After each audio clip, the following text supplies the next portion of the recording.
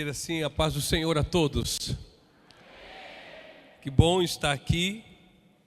A gente pergunta para o Yuri até que horas a gente pode estar aqui pregando. Ele fala, nós só vamos embora domingo. Uma boa resposta. Eu quero louvar a Deus pela oportunidade de estar mais uma vez com os meus amados irmãos aqui no acampamento. Me sinto muito feliz, de fato. Aos 45, nosso amado pastor Yuri nos deu essa incumbência de estar aqui. Eu quero pedir oração à igreja, que de fato eu não sou de ficar choramingando no microfone, não é o nosso papel, mas eu venho de uma maratona aí de uma gripe, já fiquei bom da gripe, mas a questão da rinite pegou bastante, estou no antibiótico. E espero que o Senhor nos ajude a conduzir a sua palavra hoje. Amém? Enquanto isso, você vai orando por nós, para que o Senhor nos ajude. Amém? A pregar o Evangelho. Eu acredito que é uma das coisas, se não for a que eu mais gosto de fazer hoje, é pregar o Evangelho. Eu não sei qual é a sua, digamos assim, o que é que enche o seu coração, mas certamente pregar o Evangelho tem enchido o meu coração esses dias. Eu tenho entendido e tenho abraçado esse chamado do Senhor. Quero agradecer a Deus por estar aqui e também a confiança da liderança, Yuri e Vânia. Também quero agradecer aos meus filhos, Cauã e Mayan, que sempre me dão apoio, minha esposa querida, que está ali comigo, a Fabiana. Muitos jovens aqui não conhecem a Fabiana, ela vai ficar de pé. Fica de pé, Fabiana, glória a Deus. Certamente é a melhor parte do meu ministério, sem dúvida alguma, e bem distante de dúvida, viu? Assim, é a parte maravilhosa do meu ministério, é a minha esposa, meus filhos. Também quero agradecer a presença das autoridades aqui, eclesiásticas. Nosso pastor está ali, pastor Luiz Henrique. Muito obrigado por estar aqui. Eu fico perto assim de um pastor, fico feliz. Quando eu vi ali, opa, tem mais um aqui, mais eu. Eita, glória a Deus. Mas vamos pregar e também quero mandar um abraço aí, bem gostoso, para os meus filhos de Maracanaú. Glória a Deus, que bom tê-los aqui. É muito bom ver vocês aqui, amém? Paulinho, Rafaela, maravilhoso trabalho que tem desempenhado no Maracanaú, amém? Quanto aos outros jovens também, claro, né? Tem uma turma boa aqui de Canidé, que eu estou sabendo, né? Eu digo Canidé porque geralmente eu estou por ali, no Canidé, mas a congregação está bonita, jovens bonitos, e aqui servindo a Deus. Se me deram o microfone 11h20, não é? O nome dele, o que estava ministrando aqui, o Haroldo, né? Então eu vou pregar até 2h. Vou. E olhe, é porque eu estou meio dodói. Se durante a mensagem o Espírito Santo restabelecer minhas forças, eu vou até às 4h. Vocês podem ficar de pé só mais uma vez, eu quero ler o texto. E vamos. Eu vou ler o texto todo, Êxodo capítulo 3, do verso 1 até o verso 15, tá bom? Quem não leu ainda esse texto, vai ler agora. Eu sou o primeiro pregador, não é? Já teve algum pregador? Não, né? Então pronto, então eu vou ler mesmo o texto todo. Êxodo capítulo 3, do verso 1 ao verso 15. Só que eu vou fazer uma leitura da seguinte forma. Eu vou pedir aos irmãos que prestem atenção no texto. Amém? Isso aqui não é uma formalidade que a gente vai levantar para ler a Bíblia. Aqui já é o momento em que o Espírito Santo já começa a falar aos nossos corações por meio da sua palavra. Amém? Então vamos ficar bem atentos à leitura desse texto.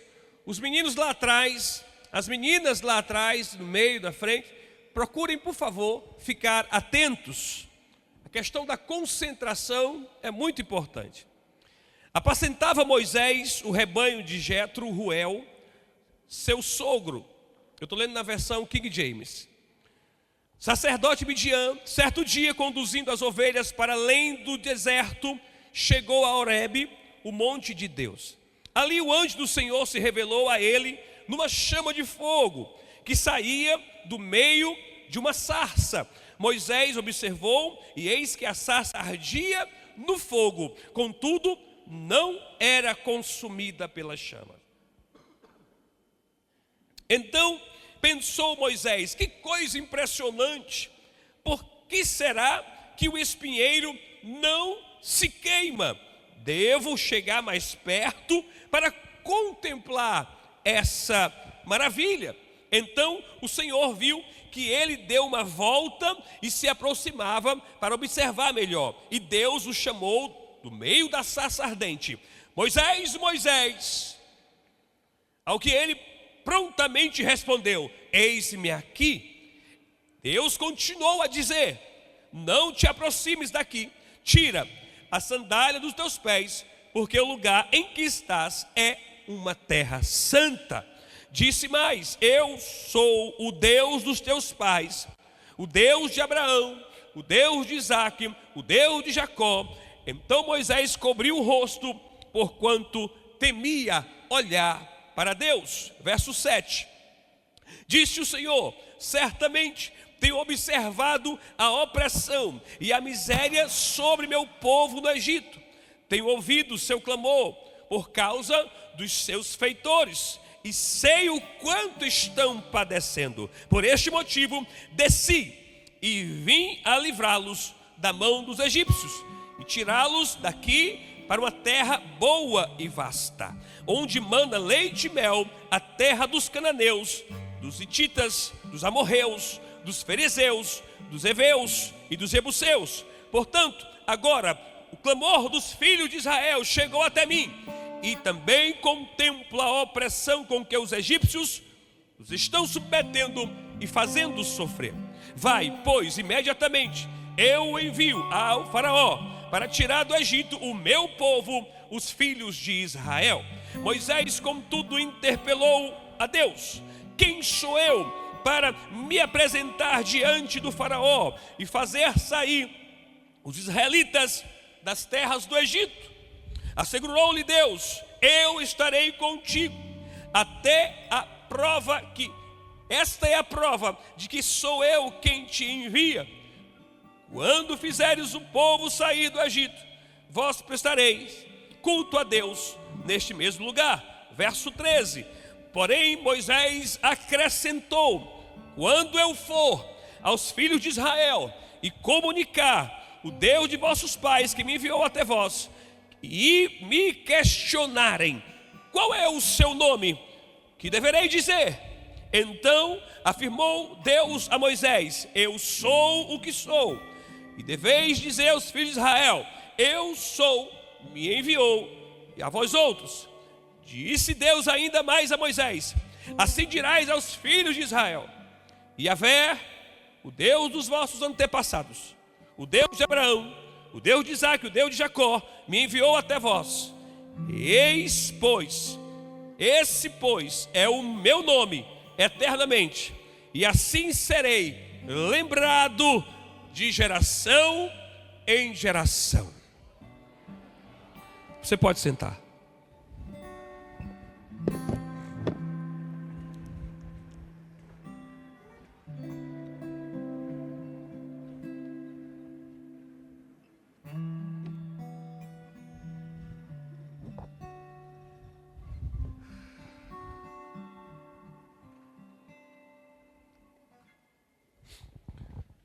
Glória a Deus.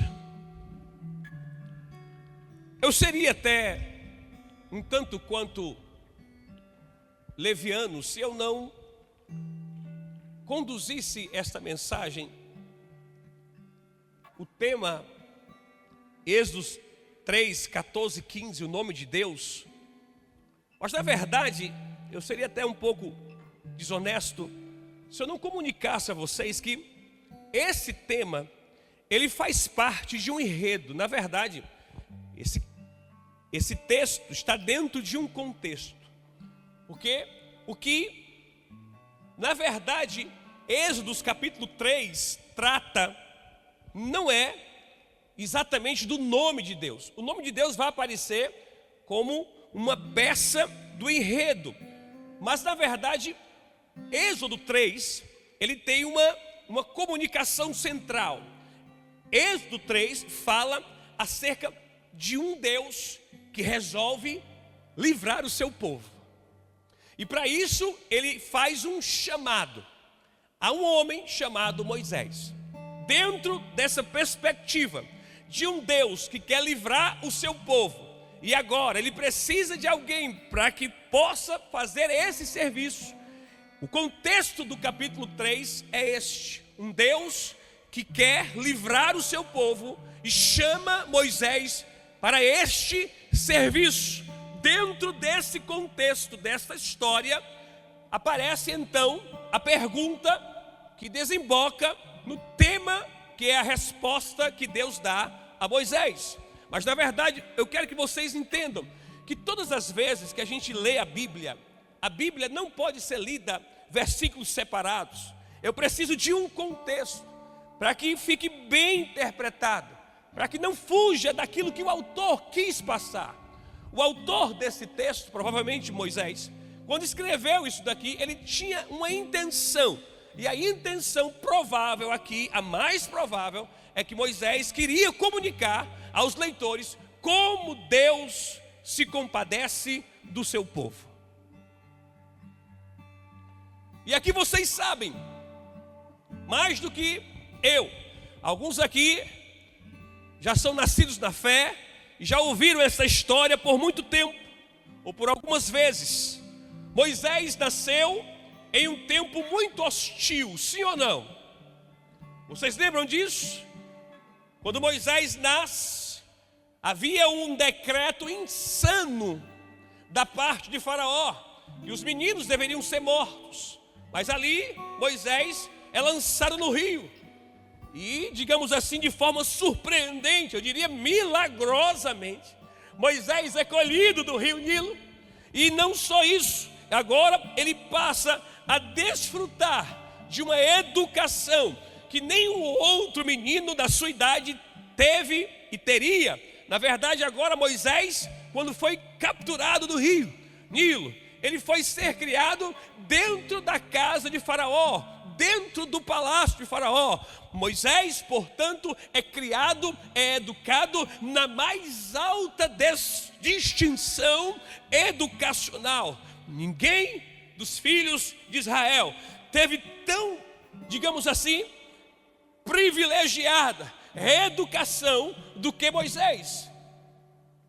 Aos completar os 40 anos, já um homem, Moisés resolve ir ver o seu povo, porque ele sabia que não era egípcio. Quem criou Moisés? Quem criou Moisés? Quem foi a ama que criou Moisés? Eu não acredito. Quem foi a ama que foi trazida para cuidar de Moisés? A mãe dele. Nome da mãe dele? Joquebede. Ô Joquebede, Moisés não vai morrer. Tá ruim. Não faça isso não, faça comigo não. Moisés não vai morrer, Joquebede. Não é?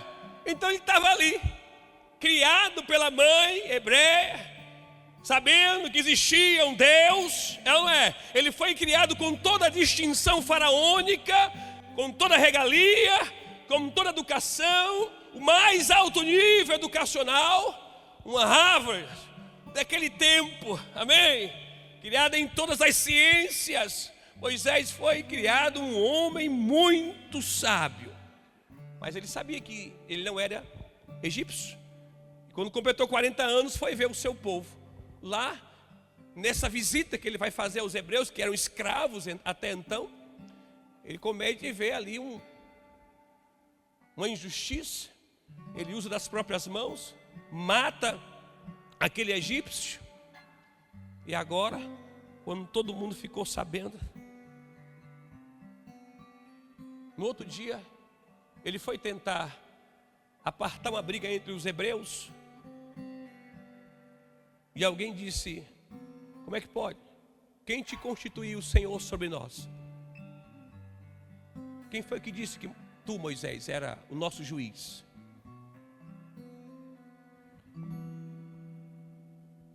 Então ele morre, na verdade corre, vai embora, porque na verdade Moisés, ele considerava, a Bíblia diz que Moisés considerava que os hebreus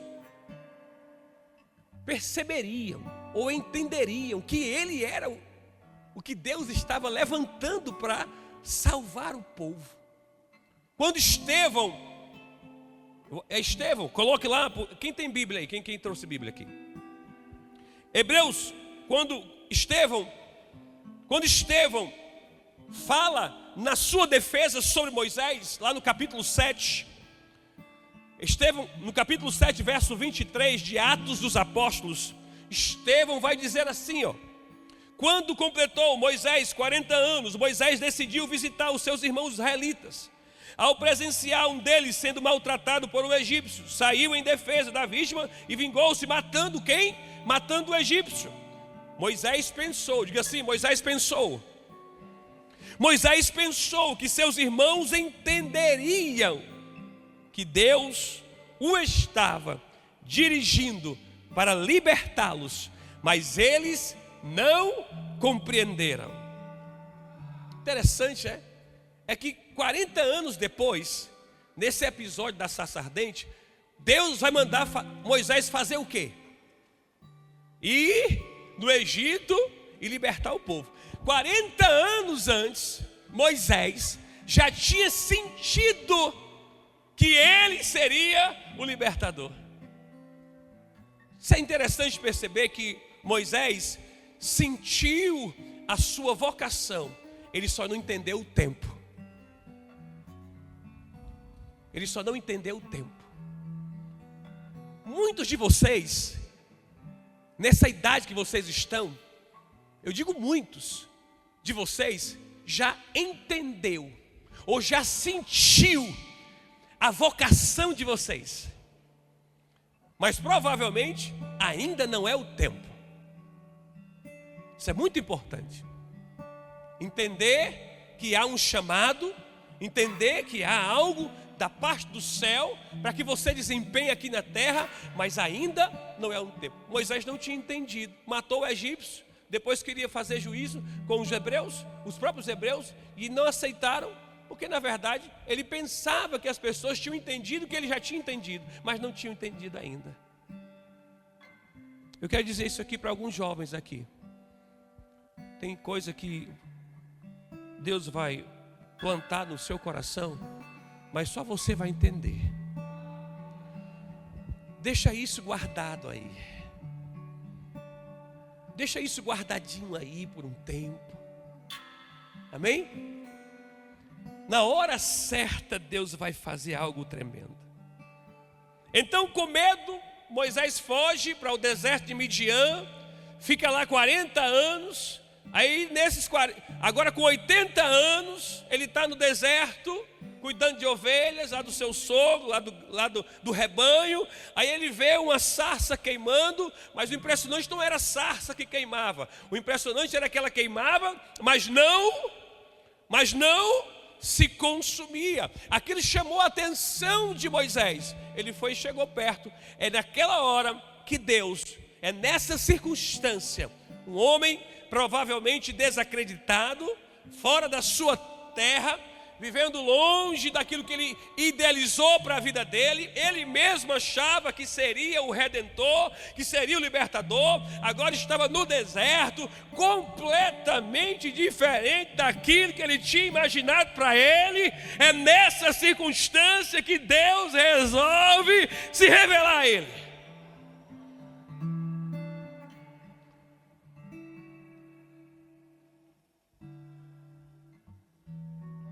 Eu quero deixar claro para os irmãos que Êxodo capítulo 3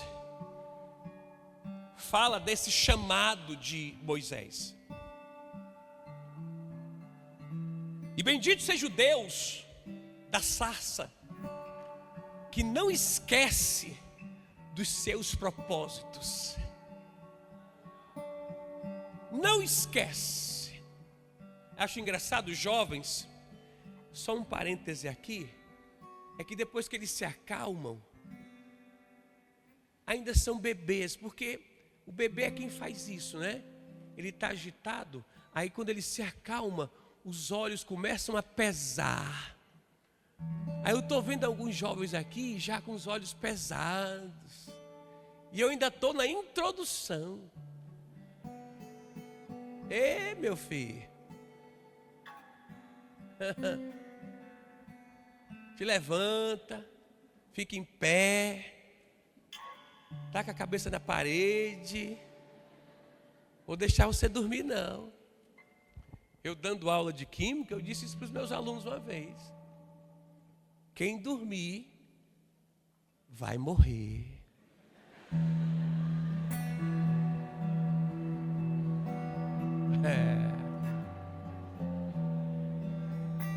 Quem dormir vai morrer.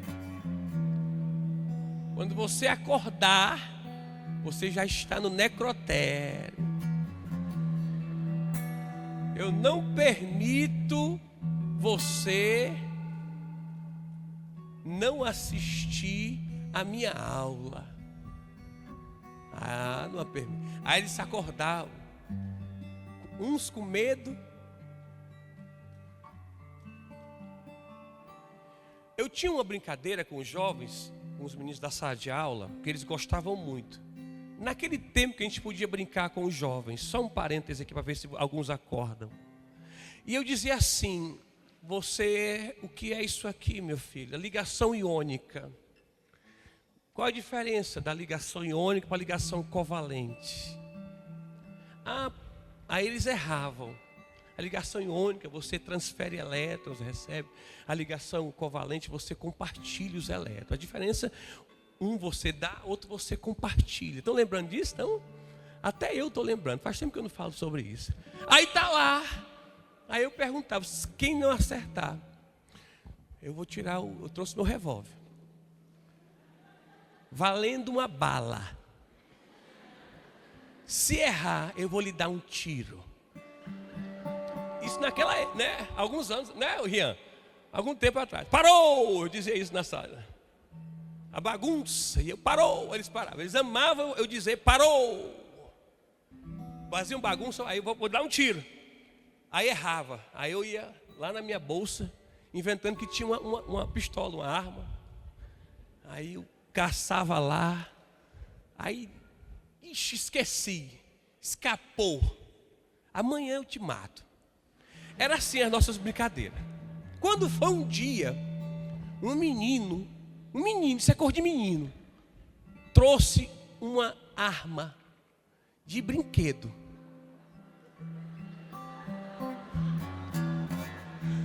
Mas assim, idêntica, daquelas pretinhas. Professor, eu trouxe aqui uma arma. Pelo amor. Não, professor, é brincadeira. Pega aqui. Aí quando o senhor for dizer que vai matar, o senhor pega a arma e tudo. Aí eu digo: pois está certo. O professor também não tinha juízo. Peguei a arma, botei dentro da minha bolsa, aí lá vai a aula, aí vem o fulano de tal. Se errar, morre. E o que é isso aqui? Aí o menino errou. Peraí, agora tu vai. Hoje tu vai. Eu fui lá na minha bolsa. Quando eu puxei aqui a arma, rapaz, foi menino correndo para um lado, menino correndo para o outro, dentro debaixo da cadeira. A outra saiu pela porta, correndo atrás do coordenador. O professor trouxe uma arma, vai matar o fulano. Tu imagina a confusão nesse dia. Eu não imaginei. Ali foi pesado, eu peguei pesado ali. Mas a culpa foi do menino, não foi minha não. coordenador me chamou depois e falou assim: não faça isso. Mas velhos tempos, quando o professor podia brincar. Hoje ninguém pode mais dizer nada, andando, pisando em ovos. E foi muito legal aquela aula. E eles todos aprendiam. No final, quando eu perguntava, todo mundo sabia o que eu tinha explicado. Engraçado isso, né? Não era só brincadeira, era muito aprendizado. Mas assim mesmo eu digo hoje, eu não estou com a arma aqui, mas se você dormir, vai morrer. Amém, glória a Deus. Vamos continuar, vamos para a mensagem, pastor Yuri, vamos para a mensagem. Vem, pastor Yuri. Glória a Deus. Irmãos, então Moisés agora, estão comigo? Deu para acordar aí? Então Moisés agora, ele está diante da sarça e Deus se revela a ele naquela circunstância. Parece-me, alguns autores acreditam que ali foi a primeira vez que Moisés entendeu de fato que existia um Deus. Porque quando Deus se refere a Moisés, ele fala: o Deus dos teus pais, o Deus de Abraão, o Deus de Isaac, o Deus de Jacó. Deus não disse assim: eu sou o teu Deus, Moisés. Não, Deus disse: o Deus dos teus pais. Parece-me que ali está claro que ainda não havia um relacionamento profundo entre Moisés e Deus. Mas agora, na sarça ardente, Deus resolve se revelar a Moisés. E a partir dali, começa um diálogo. Porque agora Deus está chamando Moisés para uma atividade. E Moisés está apresentando muitas objeções. Deus está chamando e Moisés apresentando obstáculos. Deus está chamando e Moisés apresentando dificuldades. Pelo menos 5 objeções nós vamos perceber aqui, mas eu vou falar só de 2, porque uma delas vai entrar exatamente no contexto desse acampamento. Observe que agora, quando Deus chama Moisés para essa atividade, o meu povo está sofrendo e eu preciso de você, Moisés. Moisés rapidamente pensa em uma primeira objeção. Qual é a objeção agora, pessoal? A primeira, diga assim, a primeira objeção de Moisés para o chamado.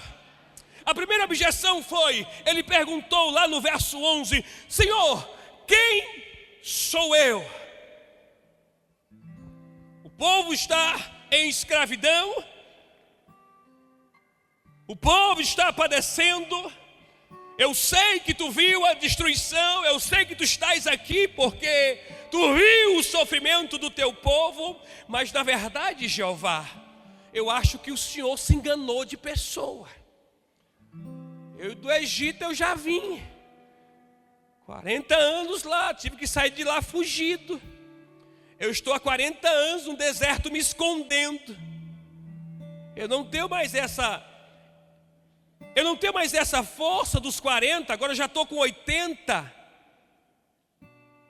Então Moisés levanta a primeira objeção. E ele diz assim: quem sou eu? Observe que nesta pergunta existe claramente um teor de autodesconfiança, sim ou não? Quem sou eu? Eu? Observe que nessa pergunta existe uma crise de autoexistência.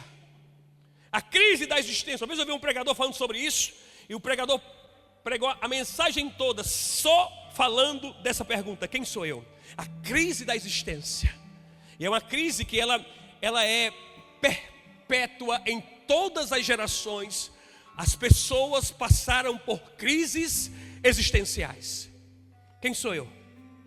O que eu estou fazendo aqui? Aliás, muito da filosofia surgiu disso. Essas crises de existência. Por que eu sou assim? Por que eu tenho essa cor?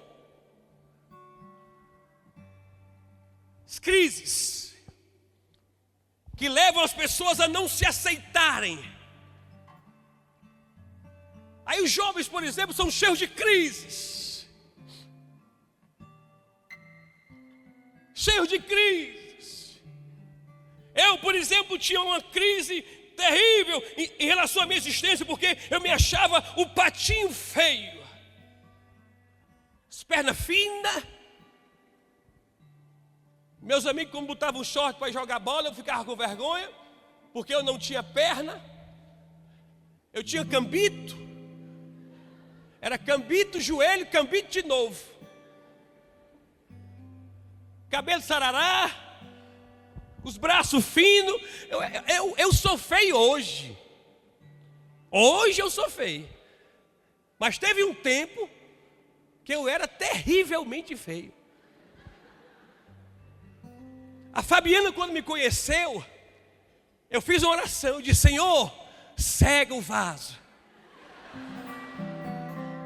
Não deixa ela me ver. Eu só aparecia de noite, igual um vampiro. Feio, uma crise. Aquilo me atrapalhou tanto. Porque eu não entendia que Deus, quando permitiu que eu nascesse, não sei quantos bilhões de espermatozoides para aquele óvulo, quem ganhou a corrida foi eu, porque Deus permitiu. Eu não sabia que Deus não tinha errado. Deus não errou com você.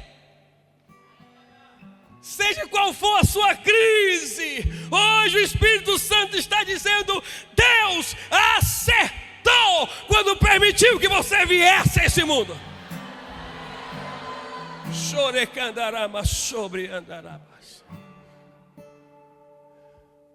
Eu passei por cada coisa em sala de aula. Eu vou contar essa daqui porque vocês também não são mais criancinhas. Dá para contar. Uma vez uma menina chegou para mim. Eu terminei de pregar em sala de aula, que eu pregava em sala de aula, preguei muito em sala de aula. Aí no corredor ela me chamou: pastor não, professor, eu estou me sentindo tão mal. E eu: o que foi, minha filha? Pastor, eu não me aceito. Eu me acho feia, ridícula. A minha irmã é tão bonita. Os meninos são loucos por ela e ninguém me procura.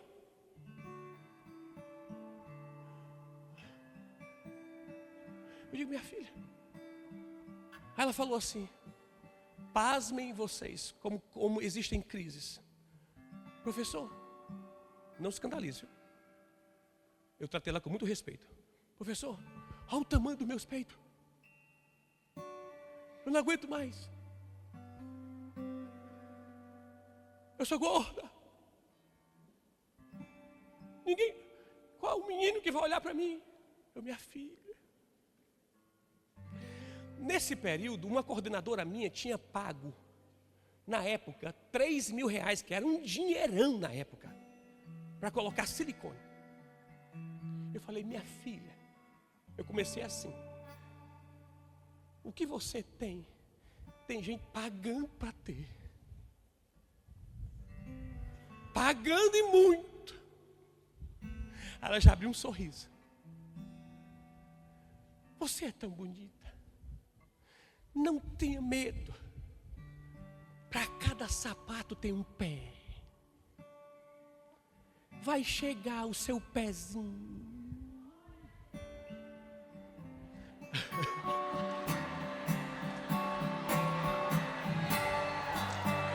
O Espírito Santo falou ali, falou. Pode bater palma. O Espírito Santo falou.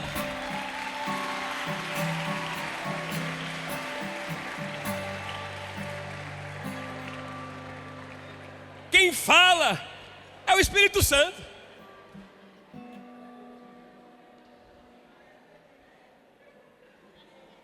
Crises. Quem sou eu? É uma postura. Os irmãos entenderam isso? Eu disse para ela: nunca mais quero você chorando, porque você é uma menina belíssima. Inclusive você não tem nenhum defeito. Só não está no tempo. Fique tranquila. Corra para os braços de Deus, porque certamente Deus te dará aquilo que você precisa. E Ele sabe. Mas as crises estão aí, viu, Yura? Inclusive essa moça teve a coragem de me procurar. Depois encaminhei ela para outras meninas. Mas na verdade, tem muitos que não procuram ninguém. Vivem suas crises. Não se sentem capazes. E a pergunta está estampada, a mesma de Moisés. Talvez seja a sua hoje. Você está perguntando: quem sou eu? Uma postura humilhante de si mesmo.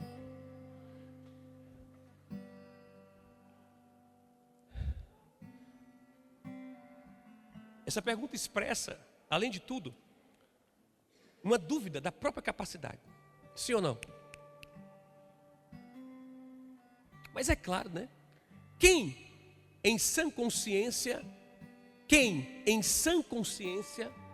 acreditaria que quando chegasse lá no terrível faraó e dissesse: ei, o povo de Deus tem que ir, mais de 2 milhões de pessoas, mão de obra barata. É como se eu chegasse num país e dissesse para o rei assim: eu quero todos os trabalhadores para ir embora. Porque o povo era escravizado para o trabalho. Como é que esse povo ia sair? Simplesmente falando: ei, o povo é de Deus. E o faraó. Claro que Moisés apresentou essa objeção. Quem sou eu para fazer um negócio desse? Isso é muito difícil. O que o Senhor está me pedindo é algo quase que impossível, Deus. Mas interessante que para uma grande objeção, Deus tem uma grande resposta. Aleluia! Capítulo 3, verso 12. Assegurou-lhe Deus assegurou e respondeu a ele, disse assim: Moisés, eu estarei contigo. Eu acho que você não entendeu. Eu espero que quando eu explicar melhor, você entenda. É muito significativo o que Deus está dizendo. Em nenhum momento Deus traz para Moisés palavras de ânimo. A resposta de Deus não consiste em palavras de ânimo, pastor. Em nenhum momento Deus lembra a Moisés a formação educacional que ele teve, se bem que é muito importante ter. Em nenhum momento, na verdade, Deus lembra a Moisés o potencial de liderança que ele alcançou no estágio de 40 anos lá no Egito. Deus não faz nenhuma menção das qualificações que Moisés recebera lá no Egito. Não que eu estou dizendo que qualificações não importam, são importantes sim. É tanto que quem foi escolhido foi Moisés. Na verdade, mas essas qualificações, na verdade, essa formação, essa liderança que ele tinha. Olha, e eu vou dizer, Moisés era muito brabo, viu? Muito brabo. Como diz lá no sul, o cara era brabo. Lá no capítulo 7 de Atos dos Apóstolos, verso 22, eu vou ler para você, ó. E assim Moisés foi educado em toda a sabedoria dos egípcios. Diga assim: toda a sabedoria dos egípcios. E tornou-se um homem poderoso em palavras e obras. Ele era poderoso em quê, amados?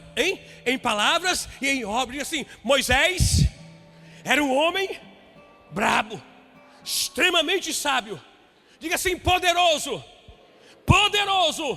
em obras e em palavras. Moisés era tudo isso. A Bíblia vai dizer que Moisés era um homem formoso de nascença. Era um menino muito bonito quando nasceu. Moisés já nasceu bonito. Coisa que comigo. Moisés já nasceu bonito. Um alto padrão educacional. Um homem poderoso de palavras e obras. Você imagina a marra de Moisés. Mas quando Deus olha para Moisés, a objeção que ele levantou e pergunta: quem sou eu, Deus? Deus não lembra a formosura dele, Deus não lembra a sua formação educacional, Deus não lembra que ele era poderoso em palavras e obras. Deus já dizendo: Moisés, eu estarei contigo, e isto é o que basta. Estarei contigo. Nada. Moisés, cheio de qualificações, mas nenhuma delas é mais impactante do que a presença de Deus. E aí que eu queria conversar com os jovens, mais uma vez, apontar para você diretamente essa palavra. Qualifique-se, estude, procure ser o melhor, seja um bom profissional, não tenha medo de estudar, estude, se qualifique, faça curso, mas nunca esqueça, jamais esqueça, que por mais qualificações que você tenha, nenhuma delas será mais decisiva, será mais marcante, será mais impactante do que você andar com Deus. Andar com Deus.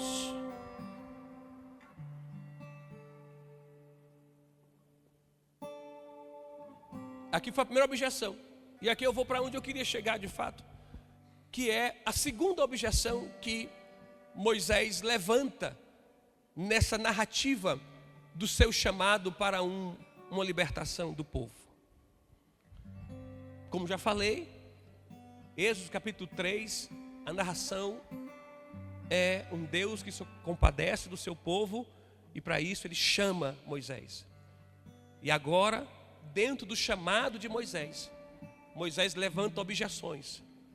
A primeira foi aquela, em relação a quem ele era. E agora a segunda objeção no verso 13, coloca lá no verso 13. Porém Moisés acrescentou, Moisés não se deu por satisfeito, acrescentou mais um detalhe lá. Ele disse o quê?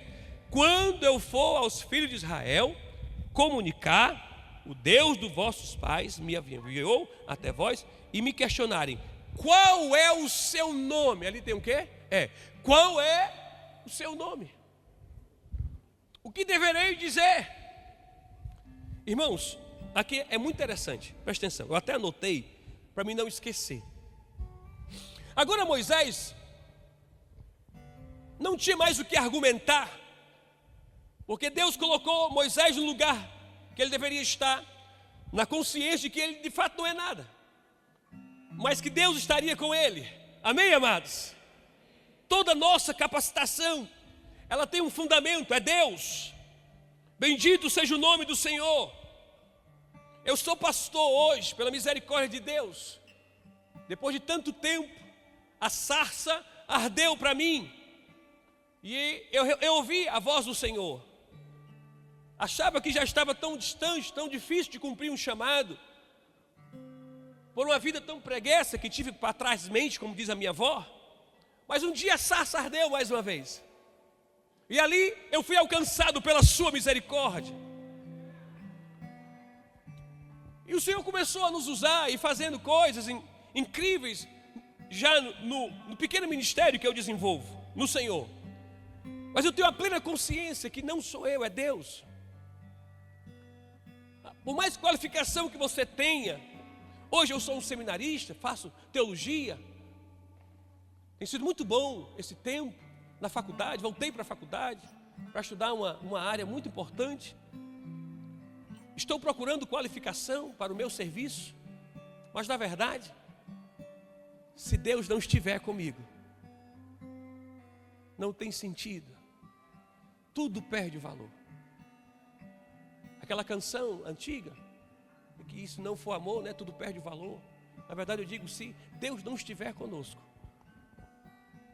meu filho, não tem sentido para você. Você vai ser um baita profissional. Olha para o seu irmão e diga assim, você vai ser um grande profissional. A sociedade reconhecerá a capacitação que você tem. Diga para ele, mas, diga bem alto, diga assim, mas, se Deus não estiver com você, não tem sentido.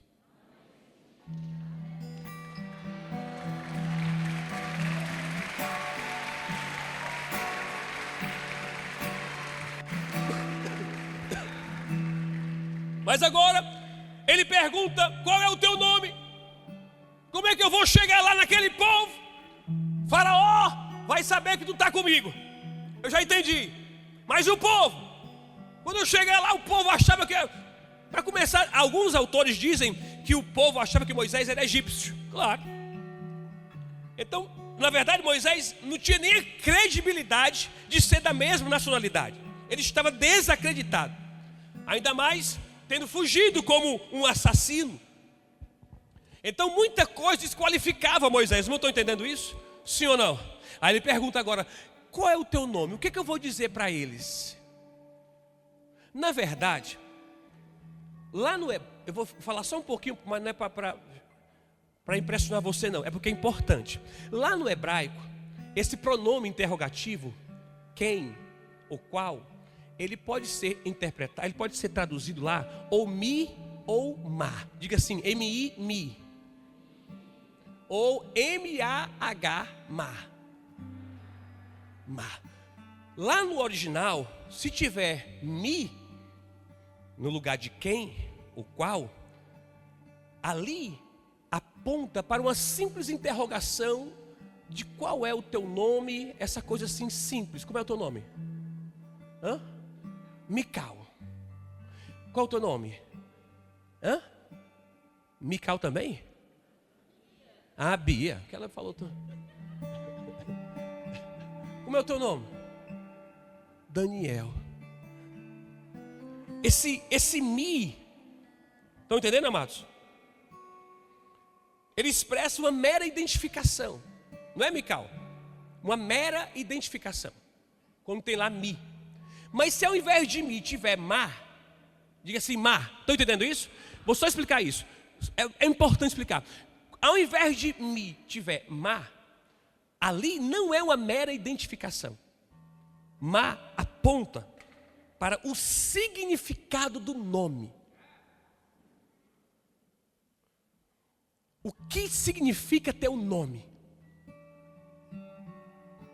Por exemplo,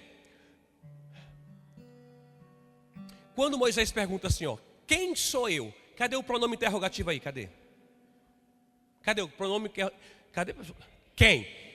Quem ali? É mi ou ma? Eu respondo, é mi. Está lá no original, se você pegar o livro hebraico e for lá no original, no lugar do quem tem um mi. E esse mi é uma interrogação mera. Ele está perguntando quem sou eu, meramente falando. Agora, quando Moisés pergunta lá no verso, coloca o verso lá, qual o teu nome? O pronome, cadê o pronome interrogativo lá? Cadê? Qual? Lá, o qual não é mi, tem o quê? Ma. E esse ma não é uma mera interrogação sobre um conceito. Não, ali ele está perguntando, ma implica significado. É como se ele estivesse perguntando, o que significa o teu nome?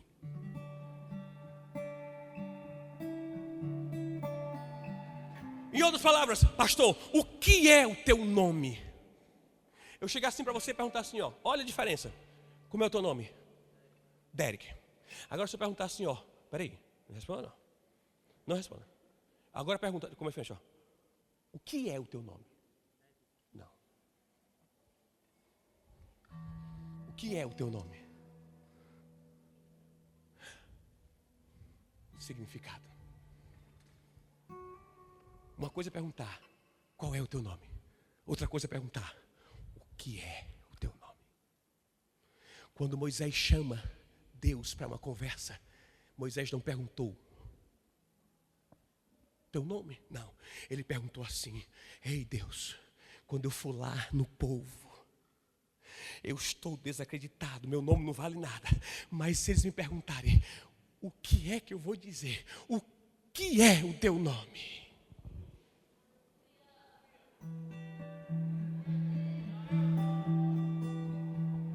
É por isso que Deus não dá uma resposta simples para ele.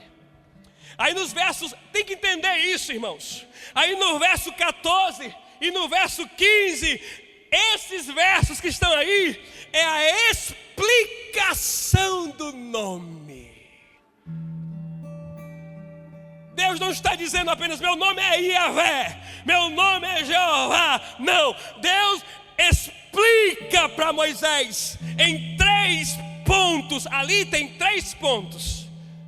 Ali tem 3 pontos. Deus explicando para Moisés o que é o nome dele. E vamos entender isso aqui hoje. Diga assim, amém? Diga assim, quando Moisés pergunta a Deus pelo seu nome, Moisés recebe não uma resposta, mas uma explicação. Aplauda Jesus por isso. Isso é muito lindo. Isso é muito lindo.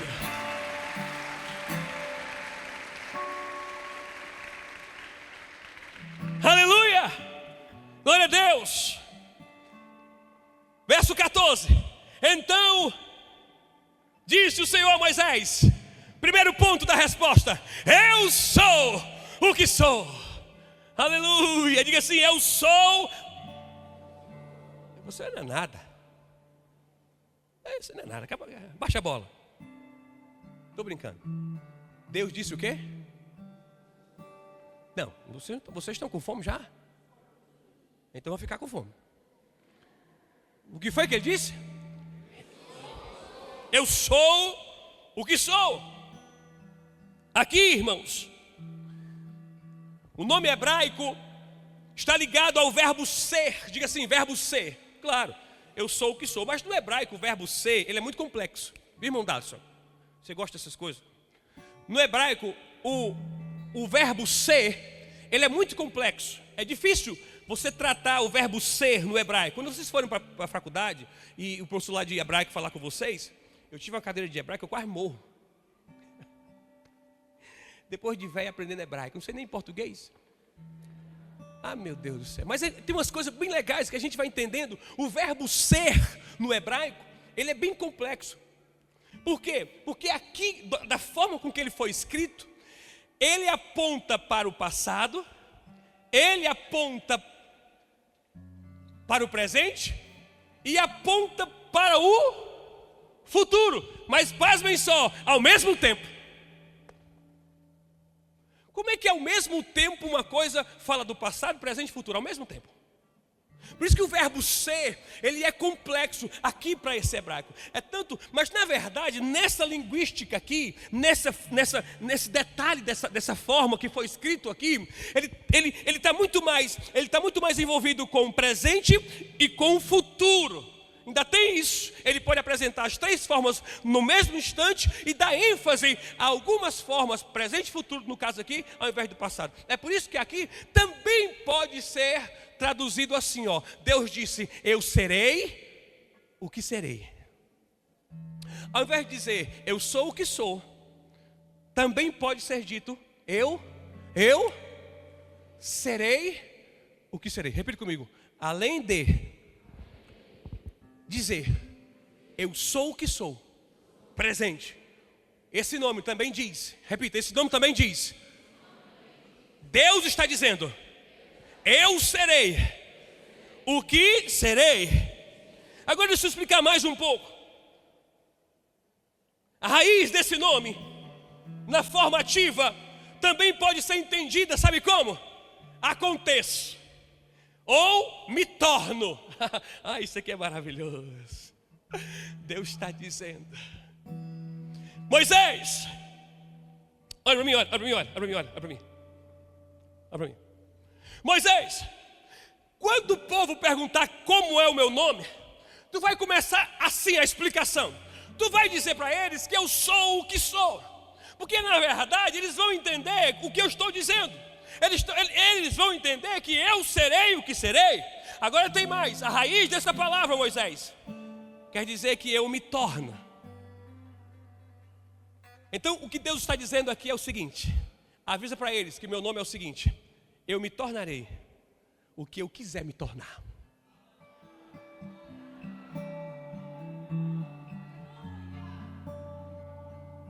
Eu já vi alguma explicação dizendo assim, ó. Eu já vi alguns pregadores dizendo assim, ó. Eu me tornarei o que você precisar que eu seja. Alguém já ouviu isso? Eu me tornarei o que você precisar.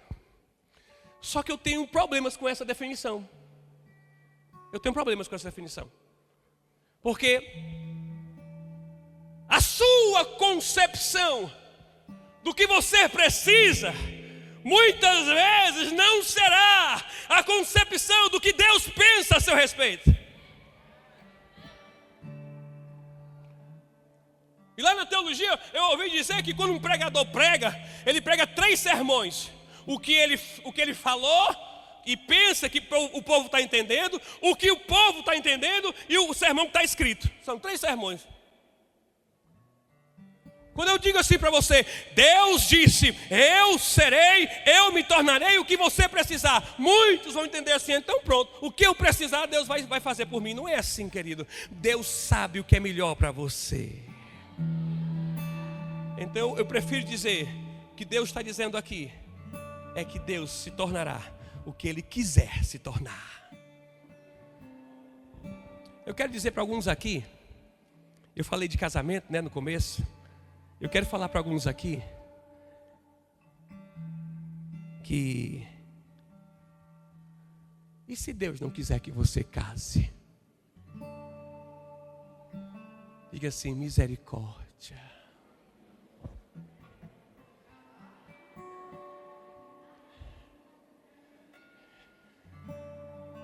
Diga assim, Deus, afasta de mim este cálice. Mas você sabe você sabe o restante da oração?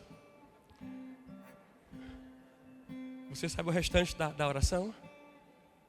Quem sabe? Hã? Só um minutinho. Mas que seja feita a tua vontade. Eita! Aplauda Jesus!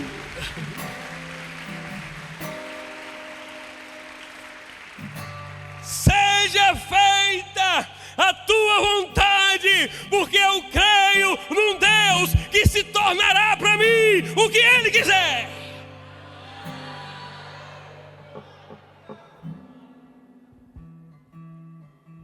Uma das mulheres mais incríveis que eu conheço nessa vida chama-se missionária Ayla.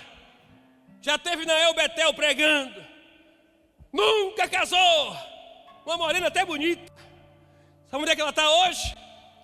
Ela descobriu que tem mais um povo, alguns povos, que não tem a Bíblia traduzida. E ela gasta todo o seu tempo aprendendo uma nova língua, um novo dialeto, para traduzir a Bíblia para essas pessoas. Grande é esta mulher no reino de Deus. Abdicou da vida, casamento, para cumprir um chamado. E eu tenho certeza que Deus é para ela o que ela precisa que Deus seja. Eu não sei se você vai acreditar nisso, mas às vezes o que você está idealizando para você não é o que Deus está pensando. Mas a explicação do nome continua. Ele vai dizer assim, ó: eu sou, me enviou a voz. Diga assim, eu sou. É a fonte. Eu anotei para não esquecer. É a fonte para o nome transliterado, ou seja, literado para outro idioma, ou outra forma de entendê-lo. Yahvé, diga assim, Yahvé. Na verdade, esse nome Yahvé nem pronunciado é pelos judeus. Não sei se vocês sabem disso. Mas esse nome, Yahvé, ele assume todo o conjunto de nomes.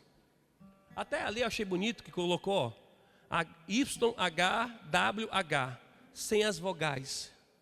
É assim mesmo que é o nome, sem as vogais.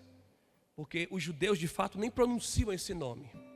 Aí eles colocam Jireh, Shalom, Rafá, Raá, Chamar, não é? São esses nomes. Mas na verdade, esse nome, eu sou, ali ó, é o nome transliterado Yahvé. E o que é Yahvé indica? Indica uma imutabilidade, indica uma natureza eterna de Deus. Diga assim, natureza eterna de Deus. É mais ou menos assim, ó. Olha pra cá. Deus é o mesmo ontem, hoje e será quando? Quem é que Espera aí. Qual é o nome que fala sobre isso? Yahvé. Diga assim, Yahvé fala da imutabilidade e da eternidade do nome de Deus. Quando Deus diz assim, ó, eu sou o Deus de Abraão, Isaac e Jacó. Ele está falando de presente, passado e futuro. Aula de português. Presente. É ou não é? Eu sou. Ou então ele pode dizer, eu era o Deus de Abraão, de Isaac e Jacó. Esse mesmo Deus diz, eu sou. E esse mesmo Deus vai dizer o quê? Continuarei sendo o Deus de Abraão, de Isaac e Jacó. Pasmem vocês. Olha para cá. Esse nome Yahvé, eu sou, ele fala da existência absoluta de Deus. Na verdade é até difícil falar de existência, né, para Deus, porque o nosso Deus não existe.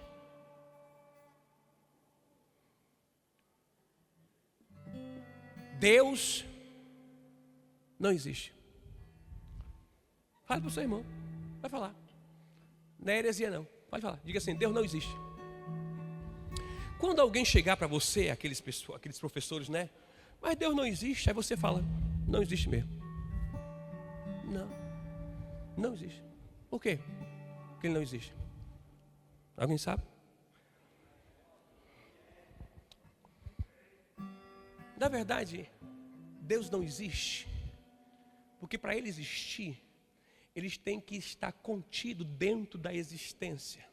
Mas na verdade, ele não existe, porque nem a existência contém ele.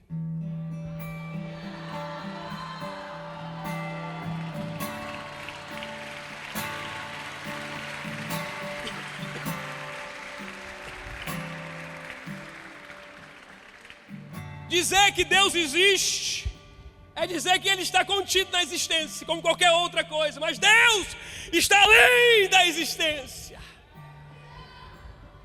A gente fala que ele existe porque a gente entende o que a gente está dizendo, não é? Mas ao pé da letra, Deus não está existindo.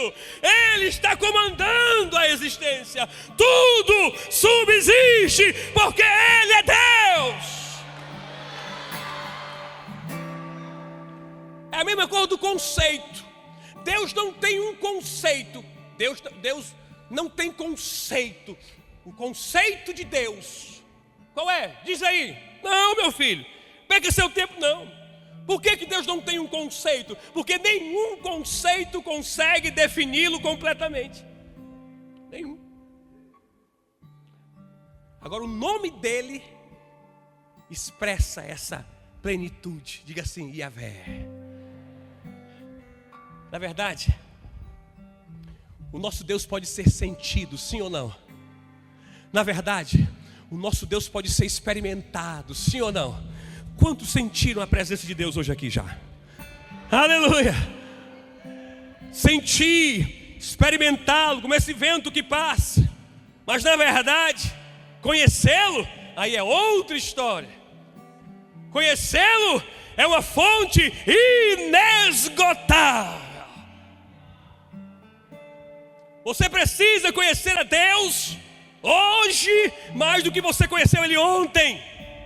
Essa coisa de conhecer a Deus é uma caminhada que não termina. Eu converso com os meninos que estão na igreja, né Paulinho? Com a congregação. A gente vai desmistificando algumas coisas. A gente canta algumas canções. E algumas canções são pedagógicas, mas ensinam um tanto quanto esquisito. Aí você fica cantando além do rio azul, as ruas são de ouro e estão. É um gago cantando. Ali tudo é vida, tudo é paz, morte, show, nunca mais. Eu havia uma irmã cantando, que quando ela dizia assim, nunca mais, ela fazia assim um negócio, nunca mais. Eu achava bonito. Aí você fica achando que o céu, ele vai ser bom, ele vai ser maravilhoso. Eu vou dar minha vida para chegar lá, porque eu vou pisar em ruas de ouro. Eu vou fazer tudo, vou andar em santidade, porque lá não vai ter morte, não vai ter choro. A gente fica achando que vai ter um rio lá, e esse rio é tão legal, que quando a gente vê aquele rio azul, meu Deus, que bom que eu estou aqui tomando banho nesse rio. Mas deixa eu te dizer uma coisa, sabe por que o céu é maravilhoso? Sabe por que o céu é céu? Sabe por que você tem que andar em santidade para ir para o céu? É porque lá Deus está. Ele é a fonte inesgotável. Quero saber de rua de ouro. Quero saber se não tiver nada, mas ele estiver lá. Alguns filósofos dizem que o céu vai ser entediante. Meu Deus do céu, a filosofia é louca, baseada no comportamento humano. 2 erros, né? Porque nós teremos um corpo glorificado, não seremos mais como somos. Diga assim, amém. Primeiro erro, já começa aí. O segundo erro, baseia-se na expectativa humana. Quando você passa muito tempo num lugar, aquela mesma coisa, até o mais belo se torna fútil, até o mais bonito se torna assim, sem valor. Como é que chama? Corriqueiro. Perdeu. Por isso que eu digo, não namore com ninguém por causa de beleza, não. É bom namorar com bonitinho, mas melhor é namorar com um bichinho cheio do Espírito Santo.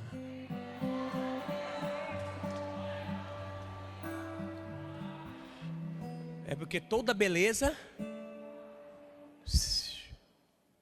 eu não estou falando, e eu?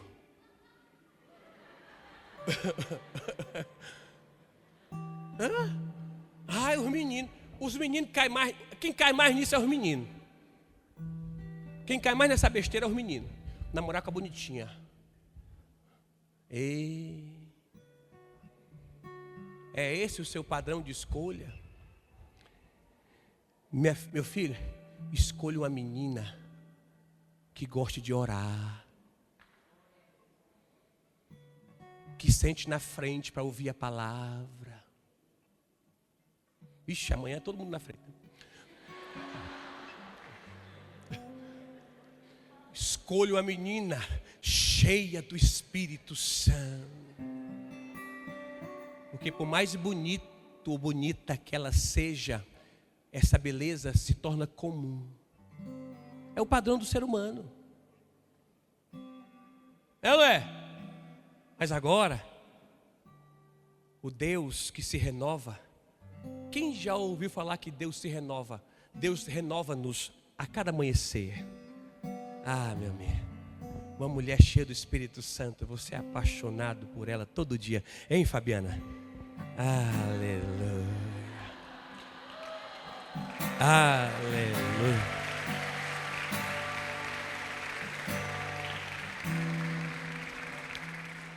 O Espírito Santo faz isso. Eu estou mais apaixonado pela Fabiana do que eu estive quando eu conheci ela. Quem faz o Espírito Santo? Amém? Eu acho bonito esse congresso de jovens, essas coisas, né? Porque geralmente tem né? Sempre tem os mais antenados, né? Essa aqui aqui é de Deus para mim.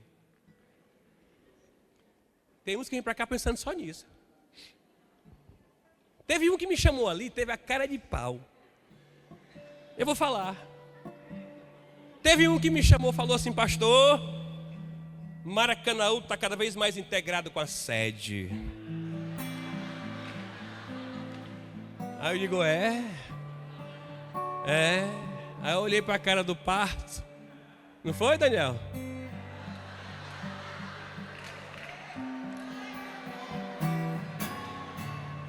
Achou pouco. Aí falou o que, Davi? Pastor, pode deixar. Vou levar a terça parte comigo para Maracanaú. Olha. Vai. Você gosta de levar a terça parte? Sem vergonha. Mas eu amo tu demais. Amo a Bia também. Que Deus abençoe vocês. Amém? Estou caminhando para o fim.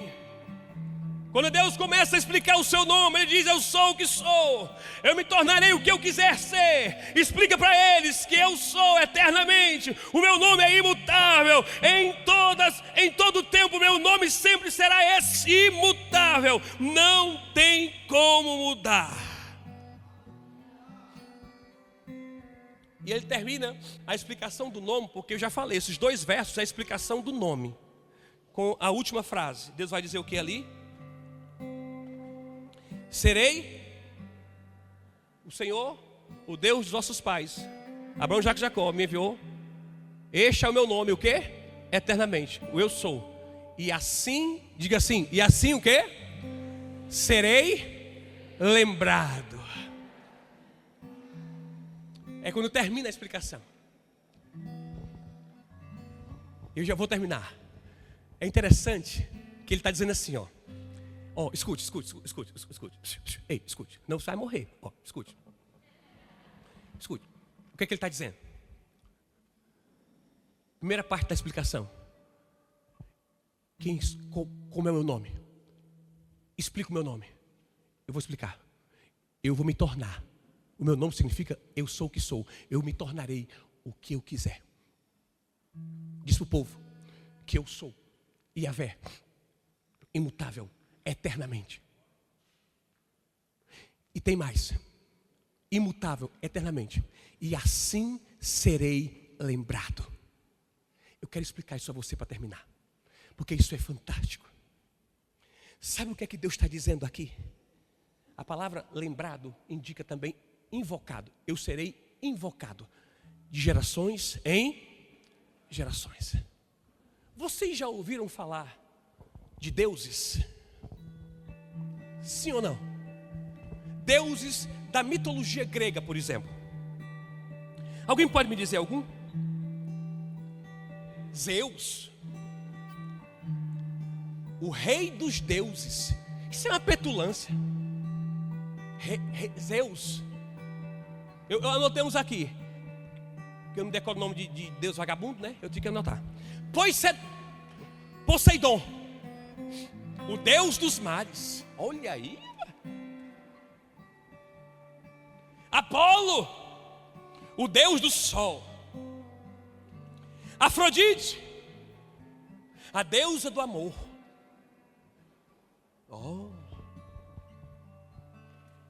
Deuses egípcios.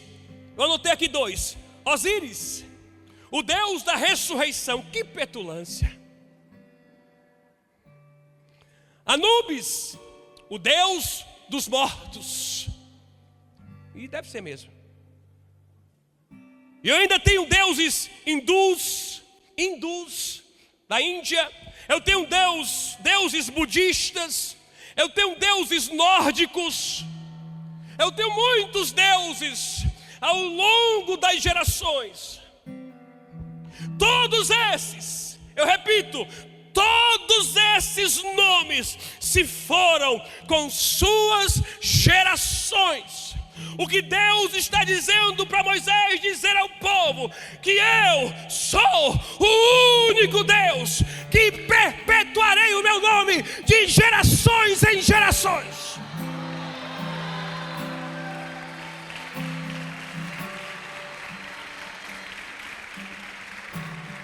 O meu nome não passa.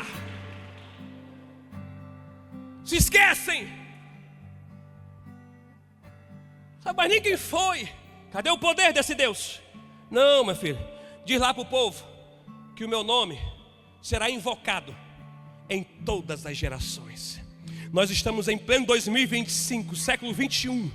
Aqui no Ceará, Brasil. E o nome de Jesus está sendo invocado mais uma vez, cumprindo o que ele disse: não haverá geração que não invoque o meu nome. Aleluia! Esse é o nome do nosso Deus. E eu queria que você ficasse de pé. Nós vamos concluir. Obrigado, Senhor. Deixa eu chegar até aqui. Isso, se espreguiça um pouco aí. Mas olha para mim, por favor. Olha para mim, por favor.